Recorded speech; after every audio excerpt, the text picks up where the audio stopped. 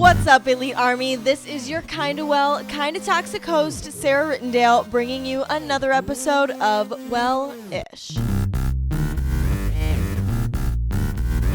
Realizing that you aren't allowing your own evolution is low-key one of the most mind-blowing things that you can really come to terms with or become aware of, because we are creatures that are always trying to grow, especially you and I here, like especially if you're here. Obviously, you're a self-improvement type of person and you have a growth mindset. You intentionally want to better yourself. But it's crazy when you realize how you actually aren't allowing your own evolution.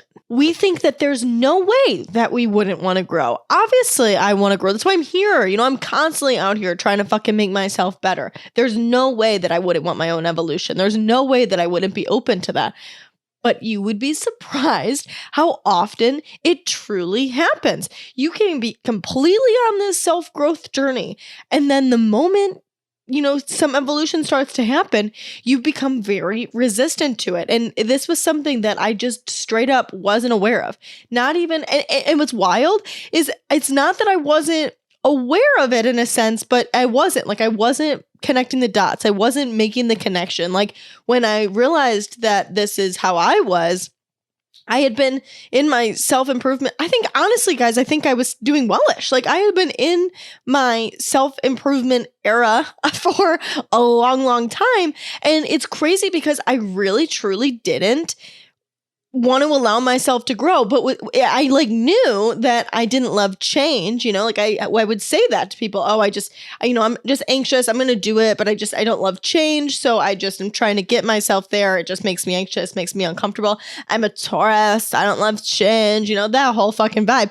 But then switch over here and I'm like, yeah, I'm a self-growth girly. I love personal development. I'm open to receiving whatever the universe has in store for me. So it's like I knew both things to be true, but I didn't realize the way that me not wanting change and me not liking change and me resisting evolution was really impacting my personal development. And so when I was able to really recognize and acknowledge the fact that I was resisting my own evolution, it made the biggest change for me in my personal development. So I really want to start the episode with some identifiers, some indicators that you are resisting your own evolution, because they're really things that you might not realize until you actually connect those dots. Both things could be true about yourself and you'll recognize that as soon as you hear it, but you don't recognize them as an indicator that you are resisting your own evolution. So the very first one is that you're afraid of what people might think because it's never been how you've behaved in the past, that there's something that you are working towards improving upon or changing about yourself or taking something on, but you've never acted that way in the past. Let me give you an example. I was really, trying to people please my way in with these people and they just were not very nice to me. And eventually I had to realize that, I know my worth and I need to quit doing that and quit put myself in positions with people that make me feel like shit. So I, kept trying to do that. And it made me realize that I spent so much time people pleasing around them. Now, they aren't people that I was able to cut out of my life, but I was wanting to change how I approached the situation. I no longer was caring about what their opinion was of me. I wanted to respect myself. I wanted to be able to set my own boundaries. I didn't want to continue to roll over belly up and let them continuously have control over me the way that they did and let them treat me like shit the way that they did. So I really wanted to change how I was showing up, but I was so afraid because I knew that I had never behaved that way before. Like that thought of showing up and putting my foot down or setting boundaries or, just being this version of myself that was, had a harder exterior and was completely opposite of how I had been. Like I was like, oh, let me get that for you. Oh, I'll do this. Oh, haha, I'll sit here and do whatever you want because that's what you want to do. And hopefully if I do that enough, you'll like me. So the thought of turning around and changing that was terrifying, but you are always allowed to evolve. I'm sorry, I'm not there yet. I'm going to start hyping. I want to get to number 2. You think that it'll make you a hypocrite to change your mind. I was so into this one. Like and again, it's something that it's like you don't even realize that you're screwing up until you until you actually make that connection.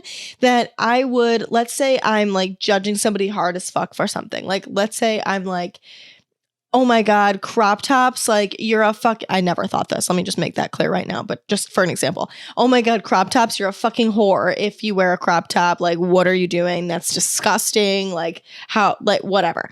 And then a couple years later, they really are in style and I really want to start wearing them. But I know that I've talked bad shit about crop tops. So I'd be a hypocrite if I changed and wanted to start wearing the crop top. It could be literally anything. Like, let's say you're in a relationship with somebody and you're like, I will be there with you through everything. I know that everybody in your past has always left you, and that's the reason you're so hurt. And so that's the reason you lash out at me. And that's the reason you cheat on me, because you've never had an example of a good relationship, whatever the situation is. And then after fucking like months or years of enduring their bullshit, you finally are like, you know what? Fuck this shit. I can't continue to be treated like this. But you know that you've told them time and time again, I will never be the one that leaves you. I will always have your back. I will always be on your side. It can be really hard to make that change and to leave them. But that is you evolving, you learning, you getting to know yourself more, you understanding your worth more, you loving yourself more, and making sure that you're prioritizing you and you're using knowledge that you didn't know at the time that you made those promises. The third one is that you're resistant to change and you feel uncomfortable when you're presented with new ideas and experiences and opportunities for growth. That if you have the opportunity to, let's say, go to a new job, or you have the opportunity to move somewhere new, or you have the opportunity to take on a new position, there's to enter a new relationship. It's like we resist it. We're so afraid of making the change because we don't want things to be different. We don't want things to be worse. Like, we're so afraid of the bad thing happening that we would prefer to just stay in the same place because we know that it works and we know that it's safe and we don't have to worry about shit hitting the fan, or it's straight up fear of the unknown, like that you don't know what's going to happen. And so it's safer and better to just stay here in your little bubble that you're familiar with. Which leads me into my fourth one, which is stagnation, really feeling uncomfortable with making that change, not liking your current circumstances, but not doing anything to make a change for yourself, not doing anything to change your routines because, again, fear of the unknown, it's scary, you don't know what the future holds, so it's better to just, stay here. You're not really making any strives to make any changes. You think that you are, maybe, you think that, you're doing a little bit to create some new situations in your life, some new circumstances in your life, but you're not doing anything that's really going to allow you to evolve and grow. You're just pretty much staying in the same place. The fifth indicator that you are resistant to evolution is fear of failure. You don't want to do anything because you're so fucking scared of failing, of trying it and it not working out, and then trying to have to do it all over again. You don't want to get into a relationship because you're afraid you're going to get hurt again. You don't want to go out with friends because time and time again, friends have proven that they're not reliable for you. You don't want to apply for the job because you don't want to get rejected from it. You don't want to apply to the school because you don't want to get rejected from it. Whatever the situation is, it's like even like little things, like you don't speak up in conversations because you don't want people to have a bad reaction to you. You don't want to put yourself in new scenarios because you don't want people to, whatever the situation is, you have a underlying fear of failure. The sixth one is if you often feel like you are closed-minded, that you aren't open to hearing what other people have to say, that you don't want to consider other options for things, that you are just like, this is how it works, this is how I know it to be, and there's no changing my mind. It's my way or the highway. Absolutely not. I'm going to say what benefits me, that doesn't consider anybody else's opinion, that doesn't take anybody else's perception or opinion into consideration, that I'm just going to do it my way. Fuck that. Don't talk to me about it. This is it. The eighth one is that you're constantly sabotaging yourself. Negative self-talk, self-doubt, procrastination, just a couple things to name a few. You're doing things that prevent or stunt your own growth. you're undermining your own progress and success. You go to the gym for a little while and then you think, oh my God, I'm too afraid. I don't fit in here. There's no way that I could ever be a gym person. And so then you quit going to the gym. Number 9 is a lack of self-reflection. You just fucking are living your life and you never take a moment to think like, how do I feel about that? How did that impact me? What would I rather have done? Why did that bother me? Why did that make me happy? That you never sit and think about, the ways in which you can learn from your experiences. Because if you don't take the time to self-reflect, it's going to be really hard to make adjustments as needed so that you can grow from your experiences. The 10th one is that you are comparing yourself to others and then having a negative reaction to that comparison, that you are allowing comparison to lead to jealousy instead of allowing it to lead to just comparison, acknowledging it and being neutral, or actually the really good thing to do is to take inspiration from it, because when you can take inspiration from it, you can allow yourself to grow and evolve. You have an idea of what it is you want to accomplish. You understand what your wants are more and what your needs are more so that you can set your life trajectory on a path to accomplish that need or that want that you want to have in your life. When you recognize these signs, you can start to identify areas in your life that you are holding your own self back from accomplishing what you want to accomplish, from growing to evolving into the best version of yourself. That you're just continuing to stay stuck in this version of yourself that's familiar and that you know works enough so that you don't have to work to really step into this version of you that you want to become, that you know that you're capable of becoming, but you're preventing yourself from doing that because you're just not allowing your own evolution. You're so resistant to it. And it's crazy because we tell ourselves, no, I'm so open to evolution. I'm ready to receive anything that the universe passes my way, because we know that's what we're supposed to say. We know that that's the right way to behave. And we know that that's what everybody says is how the good things come into your life, is being open to receiving those things. So we think I'm an open-minded person. I'm a change and growth-oriented person. There's no way that I would be resistant to it. But then change comes our way. The opportunity to evolve comes our way in big things, in tiny, tiny things. And we're like, nope, that's unfamiliar. Nope, that could not work out. Nope, that makes me scared. Nope, that freaks me out. Nope, that's not who I was in the past. So that makes it mean that I'm never going to be able to be that person. No, resist. And it can be like the simplest fucking thing. Like, it doesn't have to be like moving to a new state or a new country or starting a new relationship or, something like choosing what your career path is. Like, it doesn't have to be this like monumental life-changing thing. It can be something simple. Like, for example, I started running and I really liked it, but I was so afraid, or could not even like mentally in my own head, not even other people, like even in my own head, could not consider myself a runner because I had spent the first fucking 20 years of my life saying, no, fuck running. I hate running, because are we not all traumatized by, like the mile and shit in school? I couldn't do it. So I was like, no, I'm not a runner. No, I hate running. That isn't who I am. But I wanted to try it just because, fit girl, I didn't feel like going to the gym. And I was like, maybe I'll try running. So I was really trying to look better. So whatever. The reason is irrelevant. My point is that I could not consider myself to be a runner because I just felt like I had been resisting that for so long. I had been saying the opposite thing for so long that there's no way that I could start saying this. I was embarrassed to say it to myself. I was embarrassed to say it to the people in my life. It just wasn't a thing for me. And so it's hard to continue to do something when you are so resistant of the way that it could help you evolve. It's like it was hard for me to continue running consistently because it was like I almost felt embarrassed about it because it would have meant evolution. But newsflash, you're allowed to change. You're allowed to have new ideas. You're allowed to have new experiences and new perceptions on things and change your mind and grow. You're allowed to change your mind. And I would literally have to like do that in my head. Like I would literally have to say to myself, you're allowed to evolve. You're allowed to evolve. You're allowed to change your mind. It's okay to change your mind. Since I was young, I can remember judging people so hard for things. But then when years would go by, or even just a little bit of time would go by, and I understood why they do it and I wanted to try to do it, I felt like I couldn't. I had to, stay away from it. Even though I really wanted to try it, or I really wanted to want to do that, I felt like I was a hypocrite. I felt like I couldn't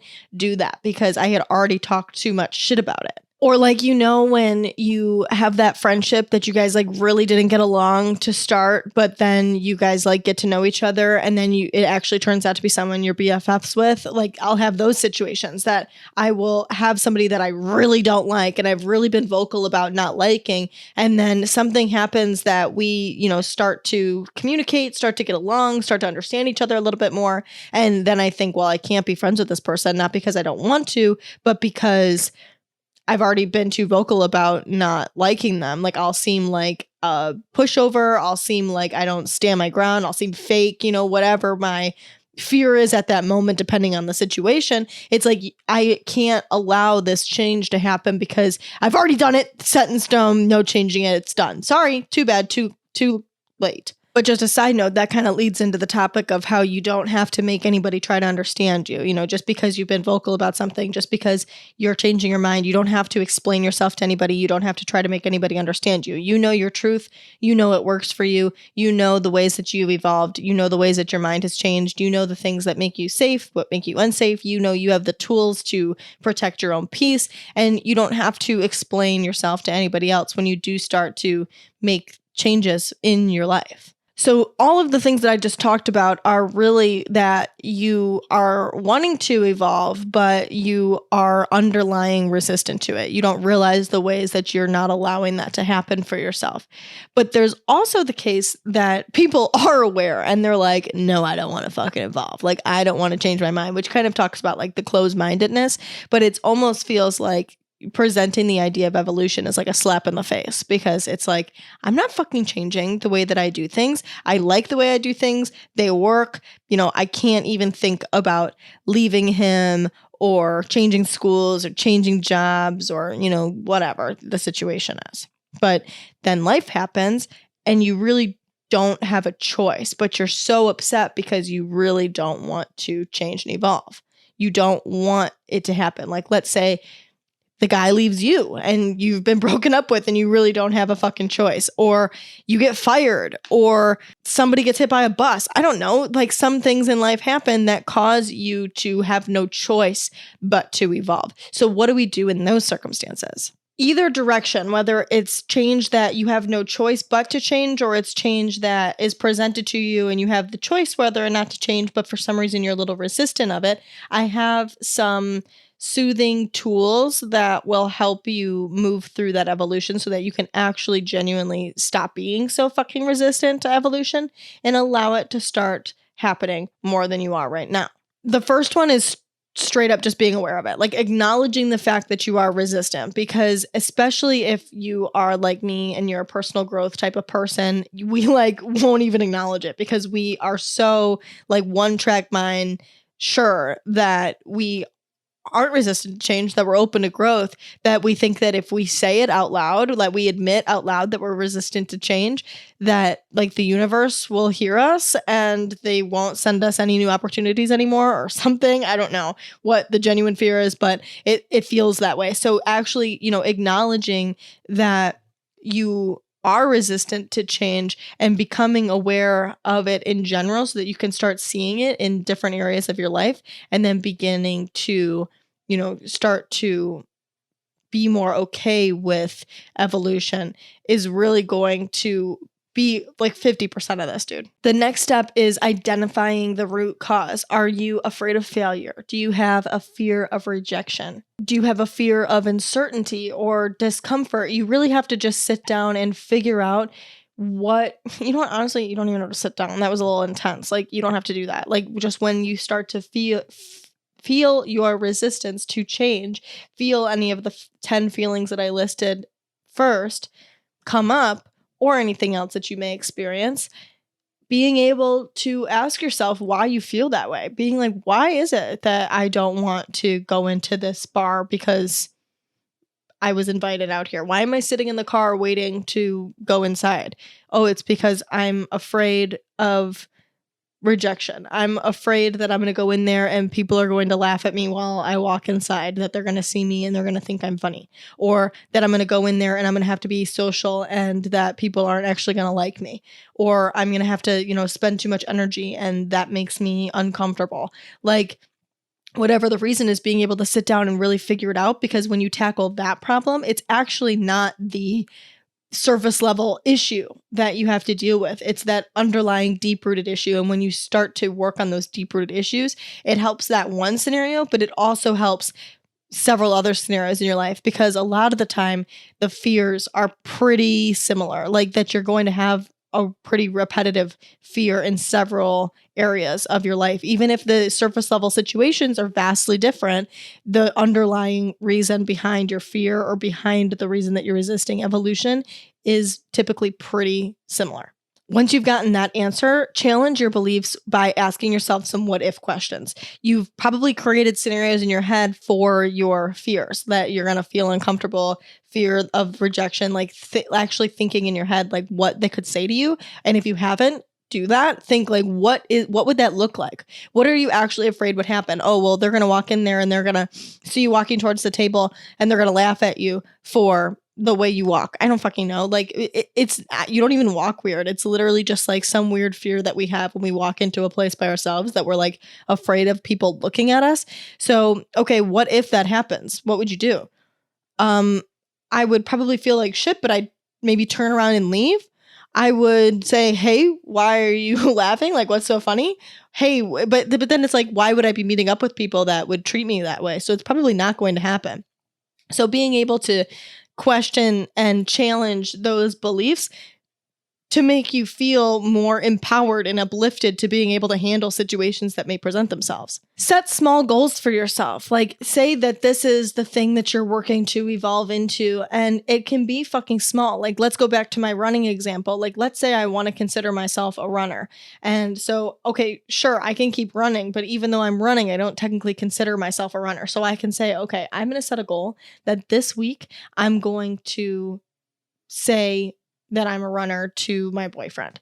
Let's say I'm going to say, oh yeah, I'm a runner now to the fucking cashier, and just like pretend, not say, oh, I'm a runner now, but say like, oh yeah, well, I'm a runner, so I gotta go do my 5K after I buy this water bottle from you. Like set some sort of goal to start to work towards being able to identify yourself as that. Maybe even that's too intense, and your goal is just to tell yourself 10 times in a week that you're a runner, or do something that would allow you to better identify with a person that does that. Setting small goals that will allow you to actually feel your success and recognize the ways that you can celebrate that success without like having to fucking pull teeth in order to recognize it and see it, that it's just so blatantly clear because it's a goal. You said, okay, I'm going to do this, and then you do it. So it feels really good, and you can so clearly see the ways in which you're progressing and the ways in which you showed up for yourself. Growth, and I feel like, come on, like we all know this, we've all heard this 100 times. Growth is going to be uncomfortable, and we have to allow ourselves to move out of our comfort zone in order to really transform into the person we know we're capable of becoming. We've talked about this in the past too. If you want it to like journal something that you're resistant to, and then come back in a couple months and show how the evolution helped you, or let's say it's something that, you know, you didn't choose the evolution, like somebody gets hit by a bus, you say, okay, somebody got hit by a bus. And then in a couple of years, you're like, okay, this person got hit by a bus, but if they didn't get hit by a bus, then I wouldn't have joined my quilting club, and I wouldn't have met my best friend, Betty. And now I have her, and I love her, and I love spending time with her. It's horrible that this person got hit by a bus, but now I know Betty, and that's a good thing that came from that. That's evolution that came from that, and me allowing that to happen instead of me sitting in my house and sulking for the rest of my life because this person got hit by a bus. Evolution is so deeply rooted with self-discovery and acceptance and self-knowing that it is so intertwined with self-love, because when you can allow your own growth, and when you can be excited to discover who you are, and when you can allow fate to take its course and make the decisions that align with that fate taking its course so that you have control over your own life, it really allows you to love yourself, because you know that you are living a life that you want to live, that you're living a life that makes you feel good and happy and proud. By embracing change, learning from experiences, and striving to become this person that we absolutely know that we're capable of becoming, will really cultivate a sense of self-love and self-appreciation to create a life that we are obsessed with. Thank you so much for tuning in to day 22 of the 28 Days of Self-Love. Make sure to subscribe to the show so you can be notified to tune back in tomorrow for day 23, where we're going to be talking about trusting ourselves, a kick-ass topic that is essential for our self-love. Thank you again so much for listening. Make sure your day kicks fucking ass. Don't forget you're elite. I will talk to you guys tomorrow. Bye.